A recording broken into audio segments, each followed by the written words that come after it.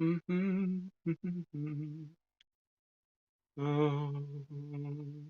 Is a wish your heart makes when you're fast asleep. In dreams you will lose your heartache. Whatever you wish for, you keep. Have faith in your dream, and someday your rainbow will come smiling through. No matter how your heart is grieving, if you keep on believing, the dream that you wish will come true.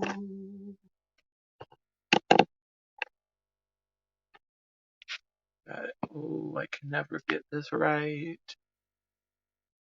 Oh, well, it'll have to work. Hi, everyone. Happy Thursday and welcome back to Once Upon a Turkey Leg. Hi, Tina. Darth Vader. Dun, dun, dun, dun, dun, dun, dun, dun, dun. It's all right, Tina. I got an inflatable turkey leg. I got bopping. I'm bop the guy with. You better not pull anything. I got my turkey saber. Vroom, vroom.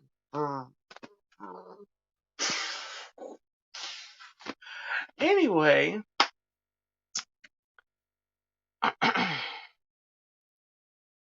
um, I hope your day has gone really well. I will get on with the story in just a couple of minutes. Tina, I've had a very unproductive day. I had a list of some things to do. I made it to the store, to the dollar store, got a few things. Um, yeah. And I'm working tomorrow, and then I think Saturday is going to be my day to um, do things that I've been putting off for a little bit. Um, so, anyway, I was watching a couple of streams today on LBV TV. Maria went to, speaking of which, I've got an LBV shirt on tonight. She was live earlier today. She went to the new Space 220 restaurant, and then she was hanging out in Epcot. I think she went back to the Remy ride area. I didn't watch. Um, I watched until she got in the queue line for Remy, and then I had a distraction, and then I didn't get back to her stream while she was live. Hi, Don. Happy Thursday. It's Thursday, right? Yeah. It's Thursday, and then I was watching Corey Meets World. Was also at the Space 220 restaurant. Um, that restaurant looks like a really amazing experience. It looks like it's a really well themed um, restaurant. Uh, and they were talking a little bit about Corey was about the kind of the pricing on the menu, and it sounds like it's fairly reasonable considering what you're getting. At least, it seems like it wouldn't be terrible um, just to check the place out once. Um, Noah, welcome in. Just Noah's Adventures. Well, tonight I am reading the story of my favorite princess, Cinderella.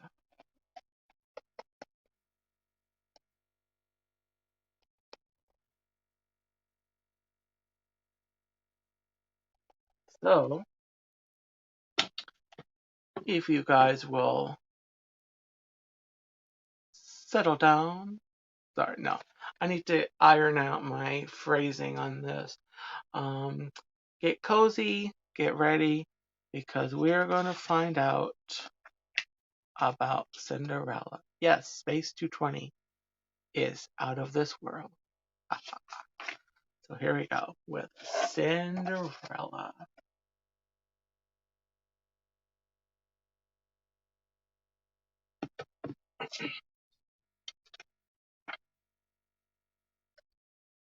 One day, Gus, Jacques, and the other mice who lived in Lady Tremaine's chateau gathered around their friend Cinderella as she pulled her mother's old dress out of a trunk. "Isn't it lovely?" Cinderella said. "Maybe it is a little old-fashioned," she added, "but I can fix that." Earlier that day, the mice had watched as an invitation to a royal ball arrived. Ever since Cinderella's father died, her stepmother, Lady Tremaine, had forced her to do all the housework. But her mother had promised that Cinderella could go to the ball if she finished her chores and found something presentable to wear. Her mother's old dress needed a few alterations, which wouldn't be difficult if Cinderella could find the time to do that.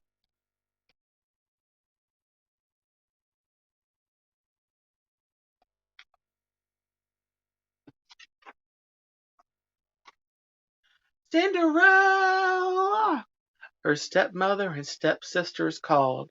They were getting ready for the ball and wouldn't give Cinderella a moment's peace. Plus, she still had to do all of her other chores. "I guess my dress will just have to wait," she sighed sadly. After she left the attic, Jack said, "Now what? Cinderella not go to the ball?" The other mice looked at him startled. Cinderella's bird friends who were perched on the attic window sill twittered anxiously. "Work, work, work," Jack explained with disgust. "She'll never get her dress done." Cinderella's animal friends decided to surprise her by fixing the dress. After all, she had been caring for them for years. Just that day, she had rescued poor Gus from a mousetrap. Then she had given him a new shirt and fed him. Every day, she made sure her mouse and bird friends got enough to eat.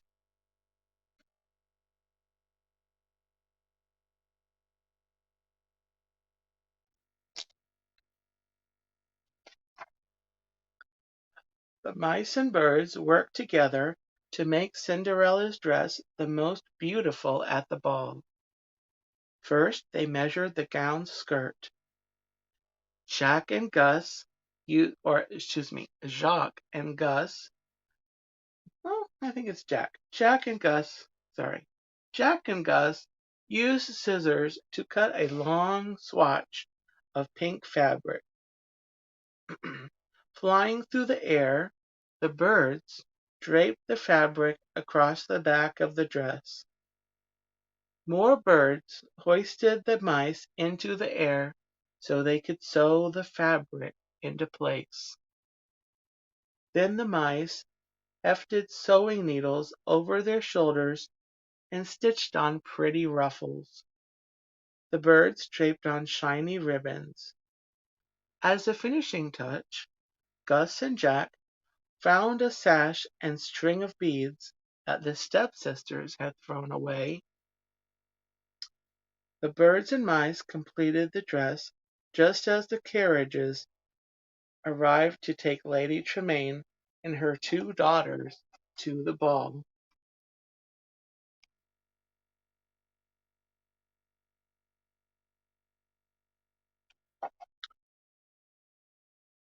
Sure she wouldn't be able to attend, Cinderella sadly climbed the stairs to her attic room. But when she opened the door, her animals her animal friends called out, "Surprise!" "Oh, thank you so much," Cinderella exclaimed. The birds and mice were overjoyed to see their friend so happy. She was always working so hard.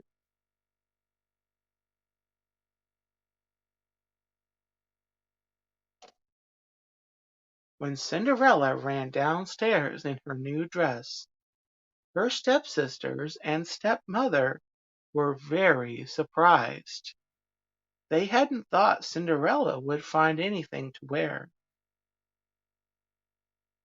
"We did make a bargain, didn't we, Cinderella?"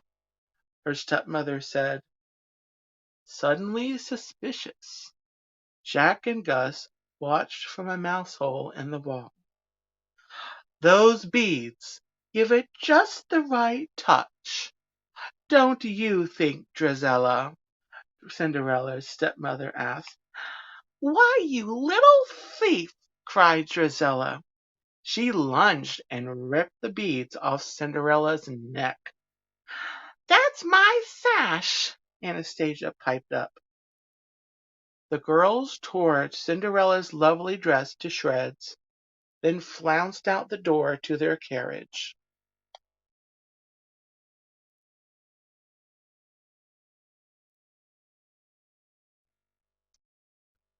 Her, her hopes dashed, Cinderella ran to the garden, crying. Cinderella's animal friends gathered around her as she wept on a stone bench. They wished they could comfort her. Suddenly, Cinderella heard an unfamiliar voice say, "There, there, dry your tears." It was Cinderella's fairy godmother. Waving her magic wand, the fairy godmother turned a pumpkin into a magnificent coach. Cinderella stared in amazement as the fairy godmother continued to work her magic. "Bippity boppity boo!" she cried. Soon 4 of the mice, including Gus and Jacques, had turned into white horses. Bruno the dog became the footman, and the stable horse became the coachman. There's the fairy godmother. There's the pumpkin coach, all bippity boppity booed up.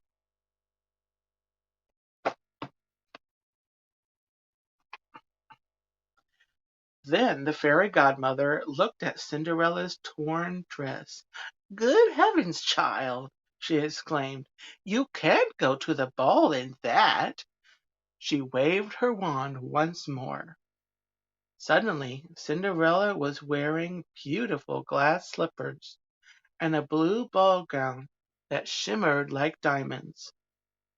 Even her hair was arranged elegantly. She gazed at her reflection in the fountain with disbelief. "It's more than I ever hoped for," she declared, her eyes sparkling. The fairy godmother helped Cinderella climb into the coach. "You must understand, my dear, on the stroke of 12, the spell will be broken."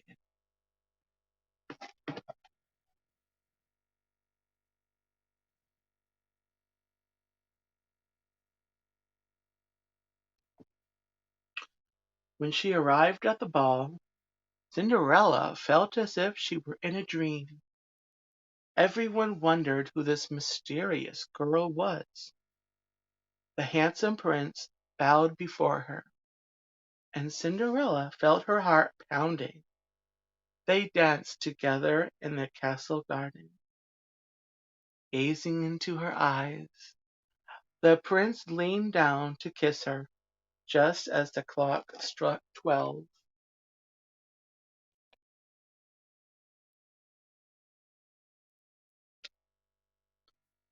When she heard the bell toll, Cinderella remembered the fairy godmother's warning. She raced down the grand staircase, accidentally leaving one of her dainty glass slippers behind. The next day, Cinderella went about her chores. She daydreamed and hummed a waltz as she worked.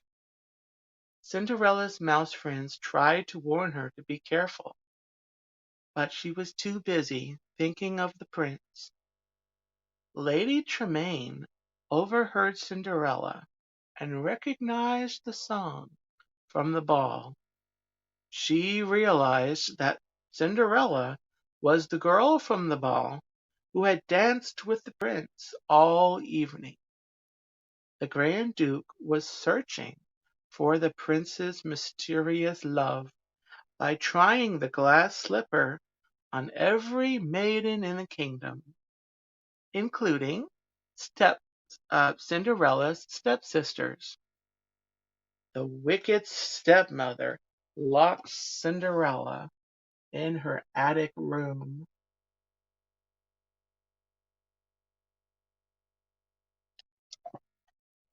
"No, please let me out," cried Cinderella. "We've got to get that key," Jack told Gus. The two mice raced downstairs and quietly took the key out of the stepmother's pocket. Then they pushed and pulled it up the long staircase. With a last burst of energy, Cinderella's exhausted little friends were finally able to slip the key under her locked door. "Oh, thank you!" she cried. Cinderella hurried down the steps. The Grand Duke had arrived while she was locked in the attic. Of course, Cinderella's wicked stepsisters tried on the slipper with glee, but their feet did not fit. The Grand Duke once again found a lady whom the slipper did not belong to. All the maidens' feet were either too big or too small. Disappointed, he started to leave the house. "Wait! Please wait!" Cinderella called to the Grand Duke. At the sound of Cinderella's voice, everyone looked up. The mice hugged each other hopefully, but Cinderella's stepmother was upset that her stepchild had escaped, and she tripped the Grand Duke with her walking stick. The slipper Cinderella had left behind at the ball shattered. Luckily, Cinderella still had the other slipper. She pulled it out of her pocket and then tried it on.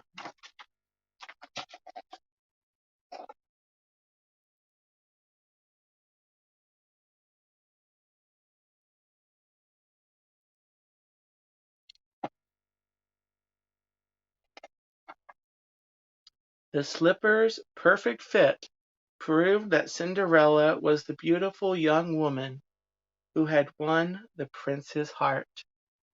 The prince asked for Cinderella's hand in marriage, and the next day they had their wedding at the palace.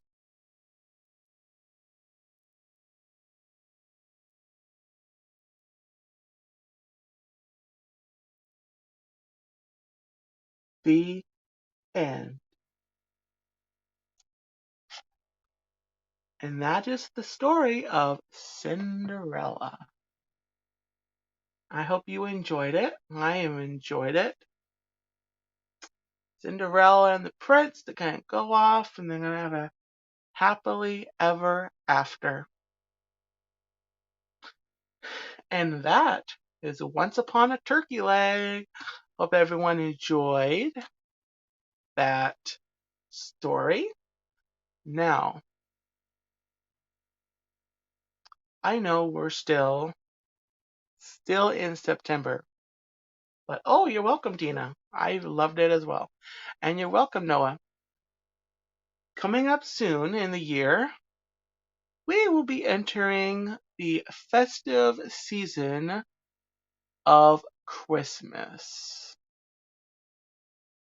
So I'd like to give you just a sneak peek as to what might be coming, or what will be coming up in late November and the month of December.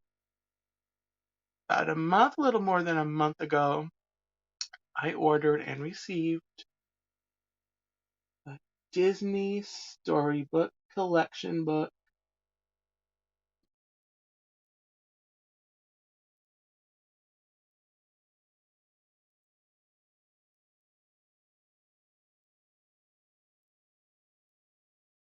And I am looking forward to reading some stories out of here. It's got Toy Story, Beauty and the Beast, 101 Dalmatians, Mickey and Friends. It's even got an Alice in Wonderland story. Cars, Cinderella, The Princess and the Frog, and Winnie the Pooh. It's got a Pinocchio, a Tangled, Robin Hood, among others. And so I'm looking forward. I don't know if I'll have enough showtimes, weeks to read more than, a handful of these, but I am looking forward to reading at least some of these. What I may do is do kind of a vlogmas type idea where I read an extra story on like a pre-recorded type of a thing, and then maybe premiere it on another night of the week during that time. I'll just have to figure out a night where there isn't too many people live at that point. Um, but I'm looking forward to reading those stories very soon. Also, I want to announce that on Thursday, October the 28th, there will be a special stream instead of Once Upon a Turkey Leg. It will be a meeting of the official Great Pumpkin Welcoming Committee at 10 o'clock or 10:30. I will be going live. It will be a special little pre-Halloween slash fall stream. Hi, Pass Order Pair. Hi, Amy. Welcome in. So I'm looking forward to that coming up on October the 28th. It'll likely be at 10:30 actually. So be looking forward to that in place of Once Upon a Turkey Leg on Thursday, October the 28th. The story that night will be it's the Great Pumpkin, Charlie Brown. And then we will also be talking about what it means to have a sincere pumpkin patch. So don't miss it. October the 28th at 10:30 is a meeting of the official Great Pumpkin Welcoming Committee. So with that, I'm going to go ahead and wrap up the stream tonight. Join me next week for another bedtime story. You don't have to go to bed. You can come in for a story to enjoy for the evening. 10:30. Also Monday at 2 o'clock will be the next I'm Feeling Streamish. Come in. It'll be roughly an hour, give or take. Some fun chit chat and talking about something. So until next time, I hope you all have a fun, gobbletastic weekend and a great Friday tomorrow. So thank you everyone for watching, whether live, whether on replay. I hope you enjoyed the story. Next week, I'm not sure which story I'm reading yet, but that's why you'll have to be here at 10:30 to find out which story I'm reading. So, until next time, again, thanks for watching and have a gobble-tastic Thursday night and a great Friday and a great weekend.